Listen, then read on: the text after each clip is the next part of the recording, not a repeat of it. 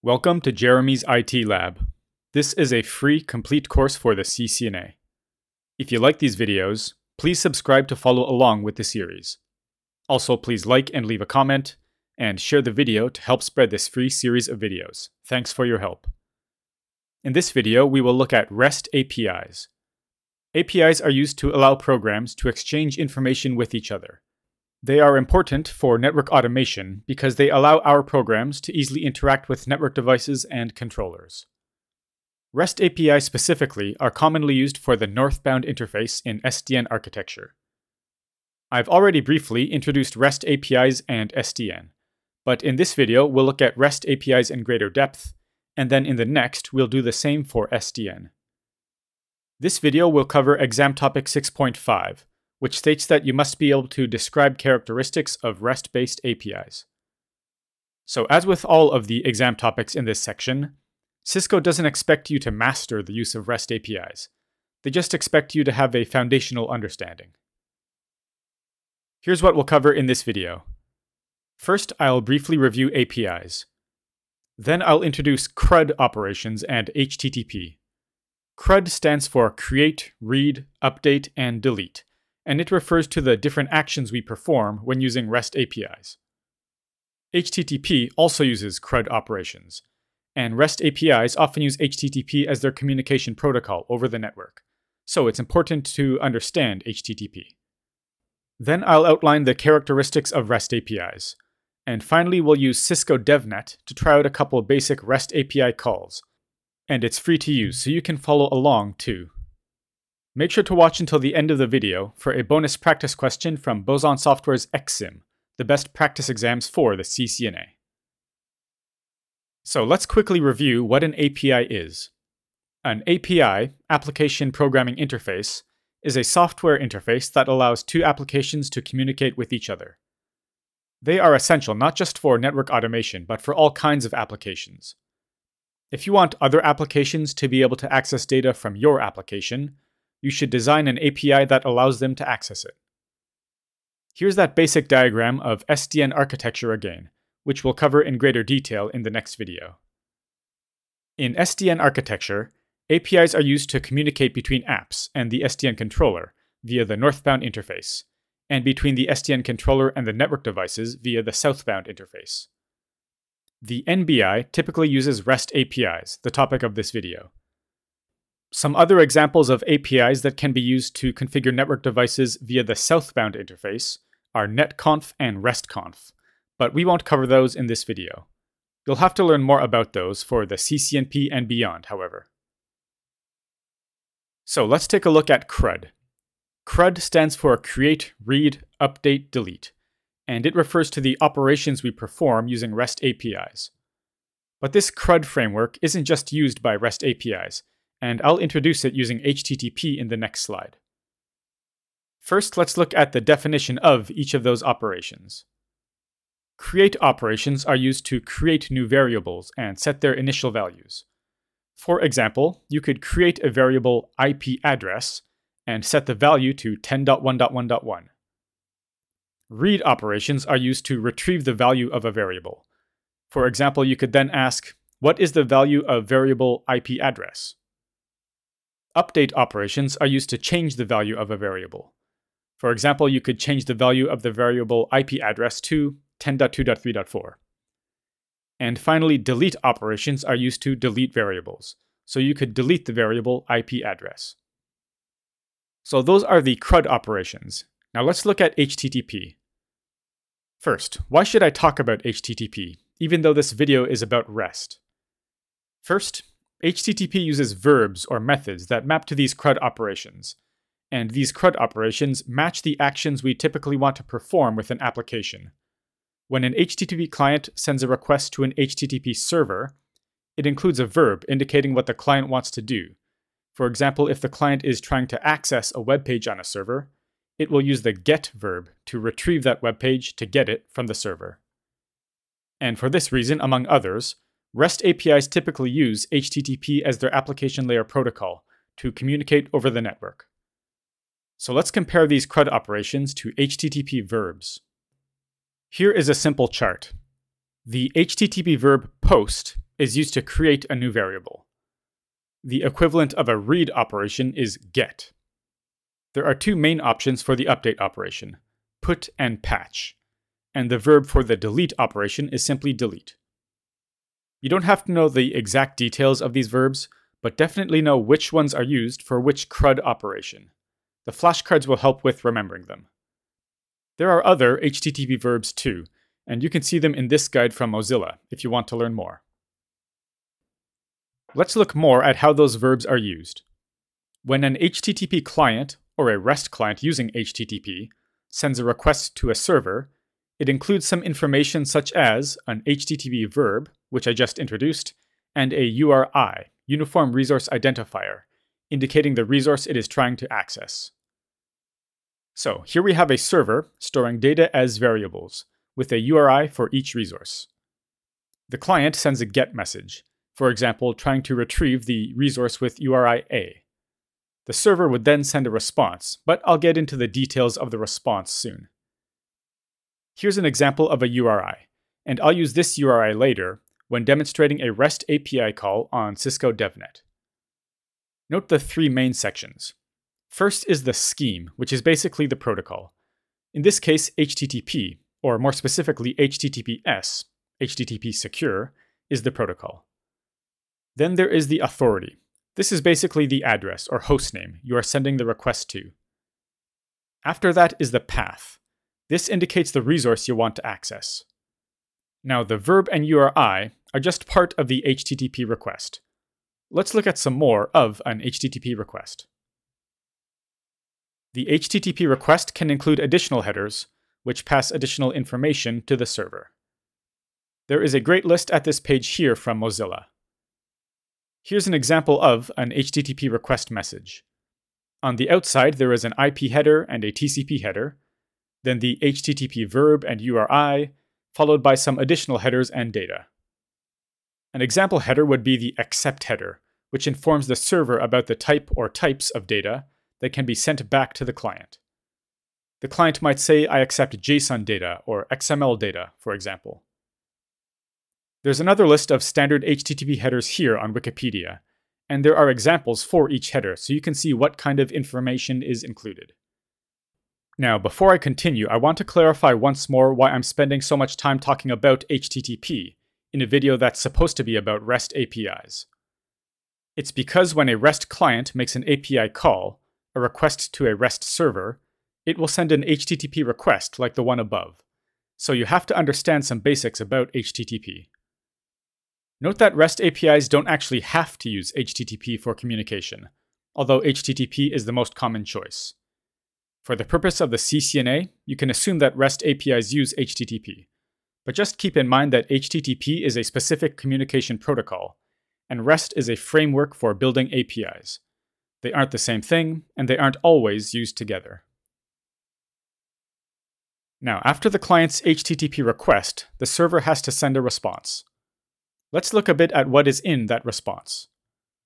The server's response will include a status code, indicating if the request succeeded or failed, as well as other details. You might not know it, but I'm sure you've seen at least one of these codes before. The first digit indicates the class, the type of the response. Here are the different classes. If the response code begins with a 1, it is an informational response. This indicates that the server received the request, but the exact meaning beyond that depends on the remaining 2 digits of the response code. We'll look at an example in the next slide. If the response code begins with a 2, the class is successful. This means the request was successfully received, understood, and accepted. This is usually the class of response you want from the server.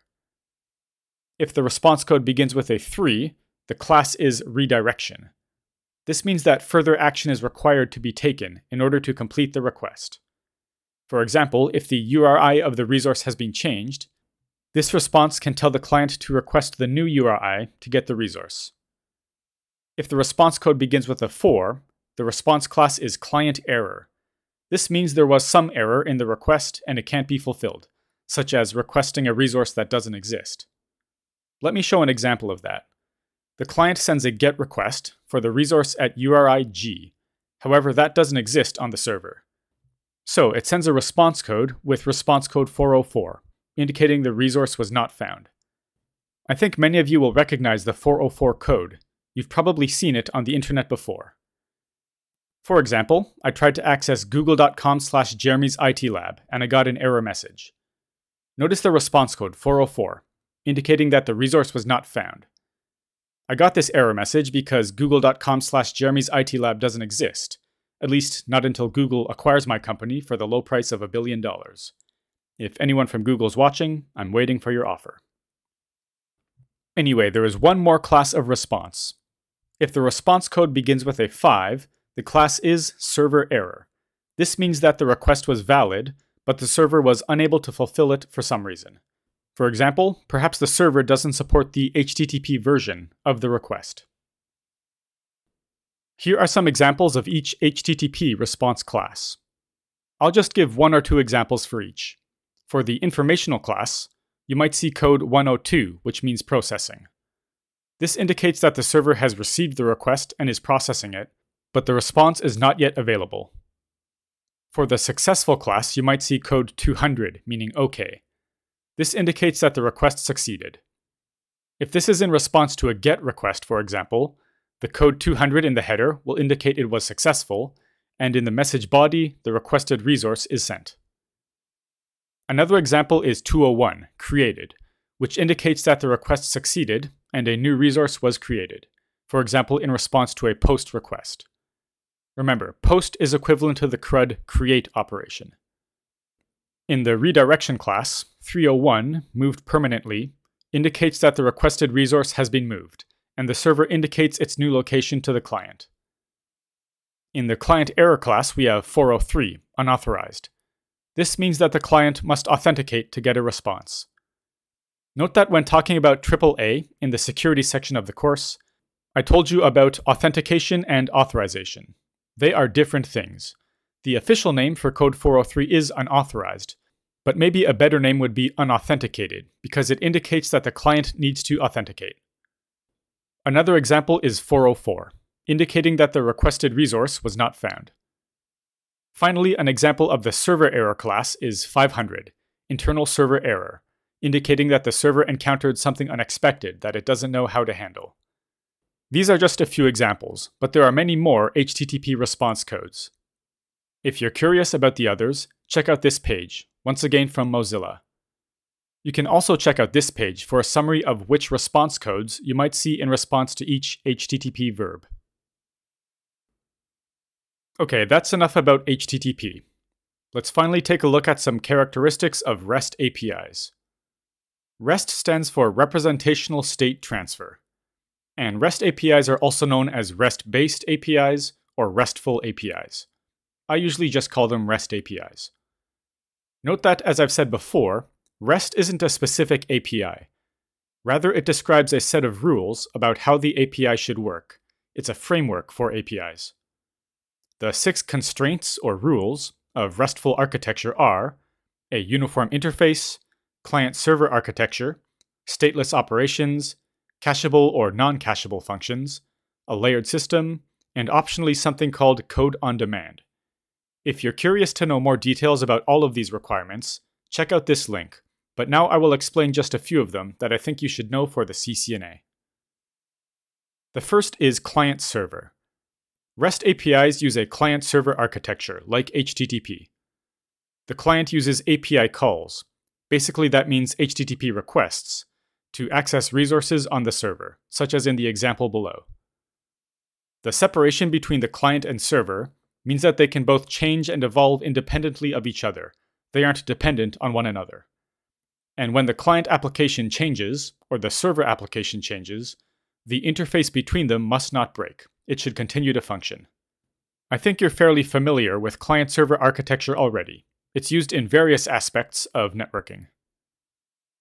The next characteristic I want to cover is that REST API exchanges are stateless. I haven't mentioned this term yet in the course, but it's an important one. Statelessness means that each API exchange is a separate event, independent of all past exchanges between the client and server. So the server does not store information about previous requests to determine how it should respond to new requests. Each new request is a totally separate event. And if authentication is required, this means that the client has to authenticate with the server for each request it makes. Although I haven't used the term stateless or stateful in the course yet, I have introduced some stateful and stateless protocols. For example, TCP is stateful. It establishes connections and uses sequence and acknowledgement numbers to keep track of exchanges between hosts. UDP, on the other hand, is stateless. No connection is set up, and neither host keeps track of any sequence or acknowledgement numbers. The data is simply sent from host A to host B. UDP doesn't keep track of the state of the exchange. Now, I want to make a clarification. Although REST APIs use HTTP, which uses TCP as its layer 4 protocol, HTTP and REST APIs themselves aren't stateful. Keep in mind that the functions of the layers of the OSI model are separate. Just because a stateful layer 4 protocol is used, doesn't mean that the application layer protocol must also be stateful. The last rule of REST APIs that I'll mention is the cacheable or non-cacheable requirement. Let me explain. REST APIs must support caching of data. Basically, that means storing data for future use. You might have heard this term before in reference to web browsing. For example, your computer might cache many elements of a web page, so that it doesn't have to retrieve the entire page every time you visit it. This improves performance for the client and reduces the load on the server. So caching must be supported, but that doesn't mean that every resource has to be cacheable. Not all resources have to be cacheable, but cacheable resources must be declared as cacheable when the server sends them to the client, so the client will cache them for future use. As I said before, if you're curious about the other aspects of REST APIs, you can check this link for restfulapi.net, but those three are the key ones you should understand for now. And I'm repeating myself, but let me say this again. For applications to communicate over a network, networking protocols must be used to facilitate those communications. And for REST APIs, HTTP is the most common choice, or more often, HTTPS, its encrypted version, is used. That's all we'll cover for REST. For the CCNA, make sure you know the CRUD actions, HTTP client request verbs, HTTP server response codes, and the basic characteristics of REST APIs that we covered in this video. Now let's move on to try some simple REST API calls using free resources provided by Cisco DevNet. So what is Cisco DevNet? I'll let them describe it themselves. Cisco DevNet is Cisco's developer program to help developers and IT professionals who want to write applications and develop integrations with Cisco products, platforms, and APIs. There's the magic word, API. Basically, DevNet offers lots of free resources such as courses, tutorials, labs, sandboxes, documentation, etc. to learn about automation and develop your skills. It really is a great resource and it keeps getting better. Note that there is also a DevNet certification track that you can pursue if you're interested in network automation. If that's the case for you, perhaps consider the DevNet Associate Cert after you get your CCNA. Today, we will use their Cisco DNA Center sandbox to send a REST API call using Postman. DNA Center is one of Cisco's SDN controllers, and we'll cover it in the next video when we go more in depth regarding SDN. DevNet has various always-on sandboxes, which are devices you are free to access at any time and look around to get familiar with them. In this case, we'll use their always-on DNA Center sandbox. And Postman, which we'll use to send the API calls, is a platform for building and using APIs. It's also a great learning tool. So to start, I want you to make an account on DevNet, developer.cisco.com, and also make an account on postman.com and download the desktop app. You can use it directly in your browser too, but I like to use the desktop app. For this demonstration, we will simply follow this short tutorial on DevNet. Go to this link, or just do a Google search for DevNet DNA Center Getting Started. It should be the top result. Note that you don't have to follow along, you can just watch me do it, but I do recommend that you try it out yourself. But even if you're just following what I'm doing, make sure you read the tutorial on DevNet too, because it will explain the reason for each of the steps. I'll just show you them. So I've installed the Postman desktop app and opened it. From the home screen, click on Workspaces, and select My Workspace. If you don't have a workspace, you can create one by clicking where it says Create Workspace. Now I'm in my workspace. Next, you should click New here. That will open this window, where you can select what you want to create. For example, you can create a new API, documentation for an API, a mock server to test APIs, etc. In this case, we want to create an HTTP request, which we will send to DevNet's DNA Center server. After clicking on HTTP request, we can now specify what kind of HTTP request we want to send to DNA Center's REST API. As explained in the DevNet tutorial, first we have to generate an authorization token, which we will use for our second HTTP request. First, set the HTTP verb to post. It is GET by default. Then we have to specify the URL. Just a quick note, the DevNet tutorial uses the term URL, Uniform Resource Locator, but I used the term URI, Uniform Resource Identifier, earlier in the video. Basically, a URL is just a type of URI. You can Google URI versus URL for more info. So if we send a post request to this URL, an authorization token will be generated. However, we have to specify a username and password for that to happen. To do that, click on Authorization here, and then select Basic Auth. That will open this menu, where you should enter these credentials. Username DevNet user, password Cisco123 with a capital C and an exclamation point at the end. Okay, the post is ready. So now we can click Send to send the post request to DNA Center's API. If the post is successful, you will get a response with code 200, OK. The body of the response message will include your authorization token in JSON key value format. Make sure to copy the value of the token.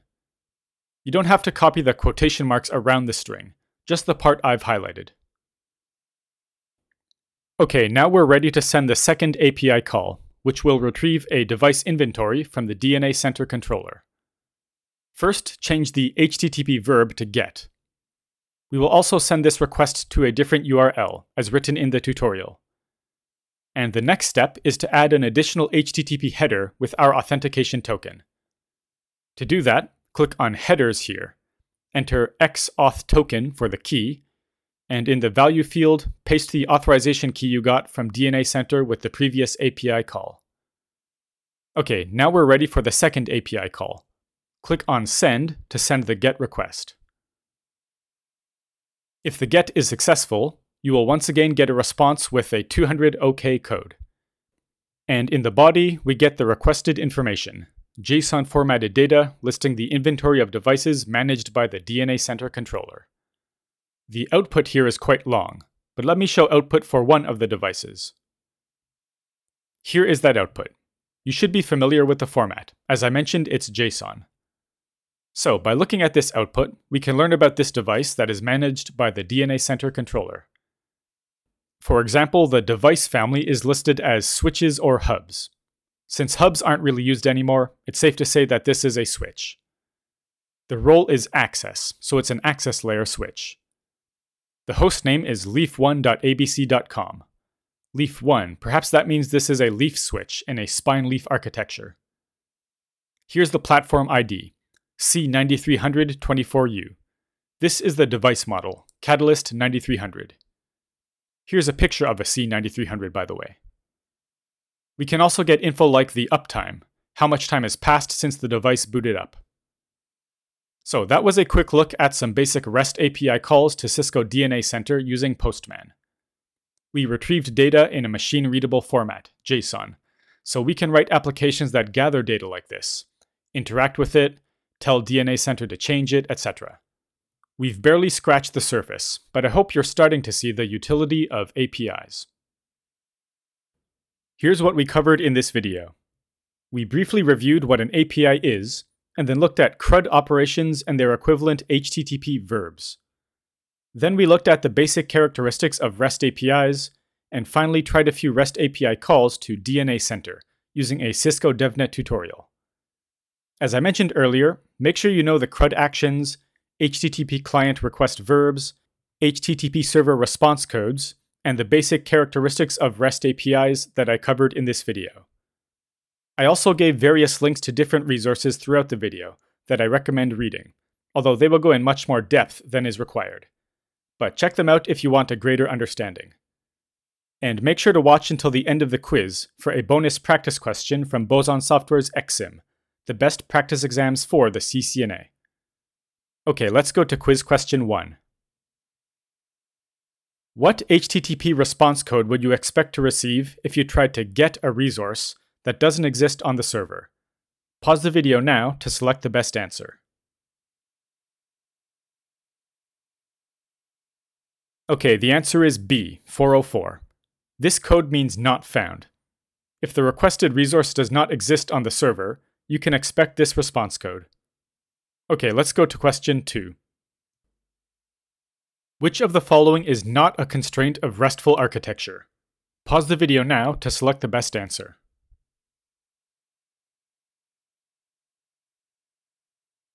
Okay, the answer is C, stateful.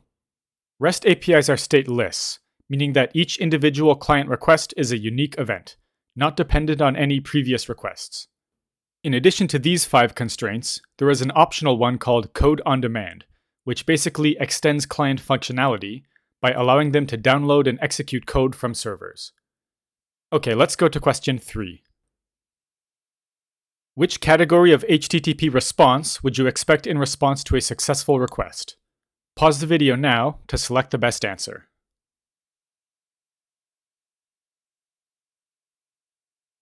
Okay, the answer is B. You should expect a response code beginning with 2.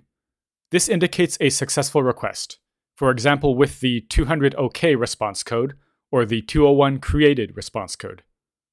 Okay, let's go to question 4. HTTP verbs put and patch are equivalent to what CRUD operation? Pause the video now to select the best answer. Okay, the answer is C, U, which stands for update. Note that you might also see put categorized as a create action, because it can be used to create new variables, but usually it's used as an update function. Okay, let's go to question 5.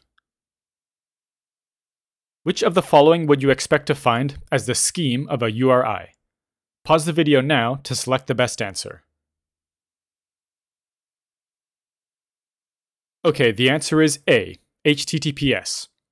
The scheme of a URI identifies the protocol you are using, typically HTTP or HTTPS for web services and REST APIs.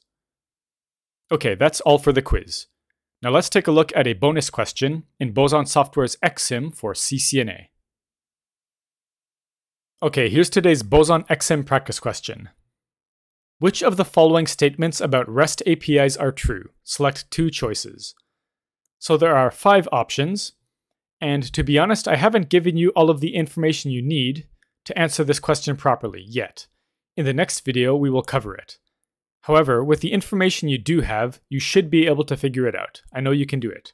So pause the video now and select the 2 best choices.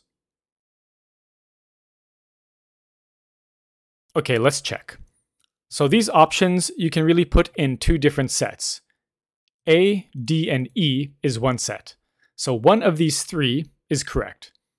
Either REST APIs encode data in either XML or JSON format, or they encode data exclusively in XML or exclusively in JSON. And the correct option here is A. So REST APIs can encode data in either XML or JSON. And then the second set is B and C. One of these is correct and the other one is incorrect.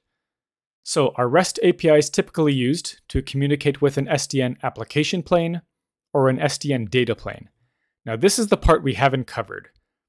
I did tell you about the management, control, and data planes, but with SDN it's a little bit different. There is a plane called the application plane, which I haven't mentioned. However, you do know that SDN controllers use REST APIs to communicate with applications via the northbound interface, the NBI. So you can probably guess that B is correct. REST APIs are typically used to communicate with an SDN application plane. So click on Show Answer, and that is correct. So here is Boson's explanation. I recommend pausing the video now to read it. Okay, so that was a quick look at Boson Software's ExSim for CCNA. These are by far the best practice exams for the CCNA, and I highly recommend them. If you want to get Boson ExSim, please follow the link in the video description. There are supplementary materials for this video. There is a flashcard deck to use with the software Anki. To get the supplementary materials for this course, sign up at the link in the top of the video description. Before finishing today's video, I want to thank my JCNP level channel members. To join, please click the Join button under the video.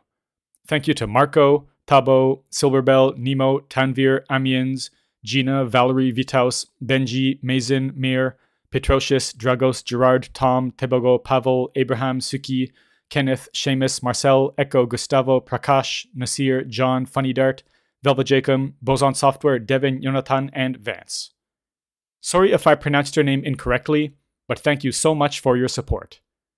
This is the list of JCNP level members at the time of recording, by the way, November 28th, 2021. If you signed up recently and your name isn't on here, don't worry, you'll be in future videos. Thank you for watching. Please subscribe to the channel, like the video, leave a comment, and share the video with anyone else studying for the CCNA. If you want to leave a tip, check the links in the description. I'm also a Brave verified publisher and accept BAT or Basic Attention Token tips via the Brave browser. That's all for now.